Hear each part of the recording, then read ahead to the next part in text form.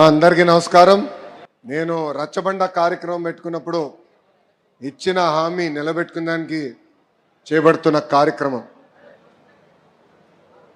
తల్లి మీ అందరు తెలుసు, 2019 ఎన్నికల్లో 21 రోజుల ముందల తెలుగుదేశం పార్టీ అభ్యర్థిగా మీ ముందల నుంచున. వాస్తవంగా నాడు నాకు మంగళగిరిలో పెద్ద పరిచయాలు లేవు. కేవలం అద్దుకుంటున్న ఇల్లు మంగళగిరి నియోజకవర్గంలో ఉంది. నియోజకవర్గ ప్రజలకి మంచి పని చేయాలన్న లక్ష్యంతో ఆనాడు పోటీ చేశా. నేనేంటో మీకు అర్థం లేదు, మీ సమస్య ఏంటో నాకు అర్థం లేదు. ఎన్నికలు అయిపోయినాయి. 5300 ఓట్లతో ఓడిపోయా తల్లి. ఓడిపోయిన రోజు మటుకు బాధ కలిగింది. కానీ రెండో రోజు నుంచి ఆ బాధ, ఆవేదన నాలో కసి పెంచింది. మంగళగిరి ప్రజలకి మంచి పనులు చేయాలా, ప్రతిపక్షంలో ఉన్న పర్వాలేదు, వాళ్ళ మనసు గెలుచుకోవాలని లక్ష్యంతో ఆనాడు నుంచి నా పని ప్రారంభించాను. తల్లి ఒక్కసారి ఆలోచించండి. ప్రతిపక్షంలో ఉన్నప్పుడు మీ ఆరోగ్యం కోసం ఎన్టీఆర్ సంజీవిని పెట్టా, తాడేపల్లిలో క్లినిక్, మంగళగిరిలో క్లినిక్, మన దుగ్గిరాల్లో ఏకంగా ఒక మొబైల్ క్లినిక్ పెట్టా. ఈ రోజుటి కూడా ఉచితంగా మేము మందులు ఇస్తున్నాం ఆ క్లినిక్లో.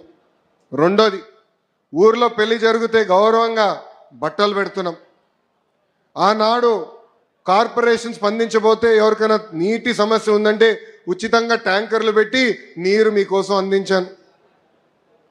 పిల్లలు క్రికెట్ ఆడాలంటే వాళ్ళ కోసం మంగళగిరి ప్రీమియర్ లీగ్ కూడా 3 సార్లు ఏర్పాటు చేస్తాం జరిగింది. ఇంకో పక్కన మహిళలు సొంత కాళ్ళపై నిలబడాలి, కేవలం కుట్టు నేర్పిస్తే కాదు, ఉచితంగా మెషిన్ అందజేసి అవసరమైన పని కూడా ఈరోజు తెలుగుదేశం పార్టీ మీకు కల్పిస్తుంది. తల్లి ఇలా 26 సంక్షేమ అభివృద్ధి కార్యక్రమాలు మీకోసం చేశా. 2024 ఎన్నికల ప్రచారం మీ దగ్గరకు వచ్చా. ఆనాడు మిమ్మల్ని ఒకటే కోరా, ఓడిపోయిన లోకేష్ ఇంత పని చేస్తే రేపు గెలిచిన లోకేష్ ఎంత పని చేస్తాడో ఒక్కసారి ఆలోచించమని కోరా. ఆనాడు మిమ్మల్ని ఒక విషయం అడిగా తల్లి, 5300 ఓట్లతో ఓడిపోయా కదా, దాని పక్కన ఒక 0 పెట్టండి, 53,000 ఓట్ల మెజార్టీతో నేను గెలిపించి శాసనసభకు పంపించండి కోరా. కానీ తల్లి ఈరోజు గర్వంగా చెప్పగలుగుతున్నాం, 91,000 మెజార్టీతో ఈరోజు నన్ను మీరు గెలిపించి శాసనసభకు నన్ను పంపించారు. చాలామందికి తెలియదు తల్లి, ఎన్నికల ముందల చాలామంది నన్ను 2 స్థానాల్లో పోటీ చేయమని చెప్పారు. మంగళగిరిలో మీరు గెలుస్తారా లేదా, మళ్ళీ మీరు ఇబ్బంది పడతారు, పార్టీ ఇబ్బంది పడుతుంది అన్నారు. నేను వాళ్ళకి ఒకటే చెప్పా, 5 సంవత్సరాలు కష్టపడ్డా, మంగళగిరి ప్రజల మనసు నేను గెలుచుకున్నాను నేను భావిస్తున్నా. ఒకే ఒక స్థానంలో పోటీ చేస్తా, అది మంగళగిరి నియోజకవర్గం ఆనాడు చెప్పా తల్లి.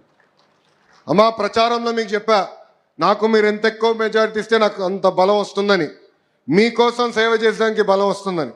ఆనాడు రచ్చబండ కార్యక్రమంకి వచ్చినప్పుడు మీరందరూ ఒకటే అడిగారు, కొత్తిల్లు కాదు, మేము ఎక్కడ నివసిస్తున్నాం అక్కడనే మీరు రెగ్యులరైజ్ చేసి పట్టాలు అందించండి అని పదే మీరు నన్ను కోరారు. మీరు అన్నారు, దశాబ్దాలుగా మేము ఇక్కడ నివసిస్తున్నాం, మాకు బంధువులు, స్నేహితులు, పని అంతా ఇక్కడనే ఉంటుంది, మళ్ళీ మీరు తీసుకెళ్ళి ఎక్కడో మూలలో పడేస్తే మళ్ళీ ఆటోలో రావాలో వేరే వాహనాలు రావాలి, మాకు చాలా ఎక్కువ ఖర్చు అవుతుంది, మేము ఎక్కడున్నాం అక్కడనే కల్పించండి అని మీరు కోరారు.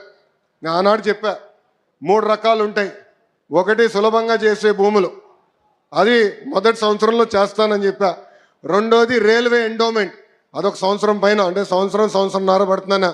మూడోది వచ్చే గల అటవీ భూములు, అదేవిధంగా ట్యాంక్ బండ్లు ఉన్నాయి, అది చాలా కష్టమైంది, అయినా కూడా ఒక 2.5-3 సంవత్సరాలు పడుతుంది, తప్పనిసరిగా చేస్తాను ఆనాడు హామీ మీకు ఇచ్చా తల్లి. ఈరోజు ఆ హామీ నిలబెట్టుకునే దానికి మీ ముందర నిలబడుతున్నా.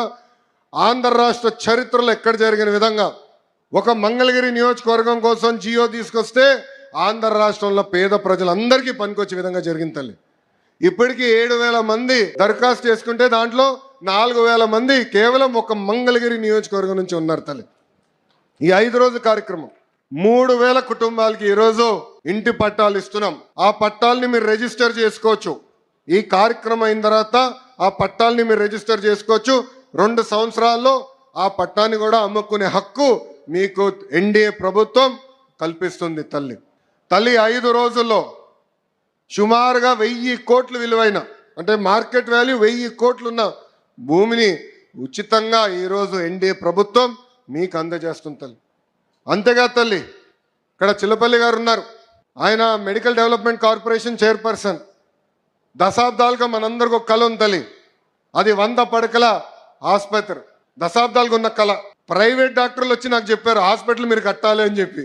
అమ్మా ఈరోజు నేను గర్వంగా చెప్తున్నా, 2వ క్యాబినెట్ మీటింగ్లో అప్రూవల్ తీసుకొచ్చాను. 13వ తారీఖు, ఏప్రిల్ 13వ తారీఖు దానికి శంకుస్థాపన కూడా మన ప్రభుత్వం ఇవ్వబోతుంది. ఒకే ఒక సంవత్సరం 12 నెలల్లో ఆ పని పూర్తి చేసే బాధ్యత మటుకు చిల్లపల్లి గారు తీసుకుంటున్నారు. తల్లి పోలీస్ స్టేషన్ అప్గ్రేడ్ చేస్తున్నాం, ట్రాఫిక్ పోలీస్ స్టేషన్ అప్గ్రేడ్ చేస్తున్నాం. ఈరోజు పార్కులు, చెరువులు అభివృద్ధి చేస్తున్నాం.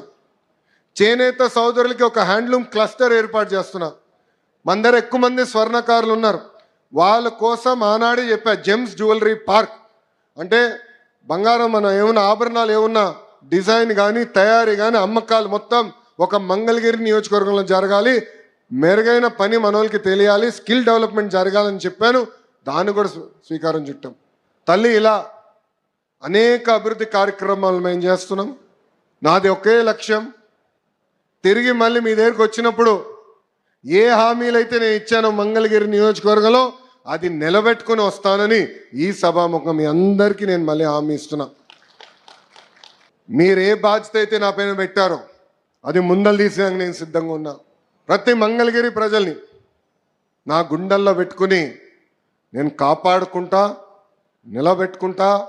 నా లక్ష్యం ఒకటే, భారతదేశంలో నంబర్ 1 నియోజకవర్గం ఏదంటే ఆలోచిస్తే దానికి చిరునామా మంగళగిరి చేసే బాధ్యత మీ లోకేష్ తీసుకుంటాడని ఈ సభాముఖం తెలుపుకుంటూ, తల్లి మీరందరూ ఒక్కసారి ఆలోచించమని కోరుతున్నాం. మీ ఇంట్లో కొలతలు తీసినాక వచ్చినప్పుడు Telugu Desam party, Janasena party, Bharatiya Janata party నాయకులు వచ్చారు, అధికారులతో కలిసికట్టుగా వచ్చారు. మీ దగ్గర నుంచి ఒక కప్పు టీ తాగలేదు, ఒక బాటిల్ నీళ్ళు తాగలేదు తల్లి. స్వచ్ఛందంగా వచ్చి మీకు సేవ చేసాక వచ్చారు తల్లి. ఈరోజు 1000 కోట్ల రూపాయలు విలువైన ఆస్తి మీకు ప్రభుత్వం అందిస్తుంటే దాంట్లో ₹1 అవినీతి లేకుండా మేము చేశాం తల్లి. అది ఎన్డీఏ ప్రభుత్వానికి ఉన్న చిత్తశుద్ధి. అహర్నిశలు మీకోసం కష్టపడడానికి మేము సిద్ధంగా ఉన్నాం. ఆనాడే చెప్పా, మీకు ఏ సమస్య ఉన్నా మా ఇంటి తలుపులు 24 గంటలు మీకు తెరుచుంటుందని ఈ సభాముఖం తెలుపుకుంటూ, నాకు ఇంత అద్భుతమైన అవకాశం ఇచ్చిన మంగళగిరి ప్రజలందరికీ పేరు పేరున నా హృదయపూర్వక ధన్యవాదాలు తెలుపుకుంటూ మీ అందరి దగ్గర నుంచి సెలవు తీసుకుంటున్నా. అందరికీ నమస్కారం. జై హింద్.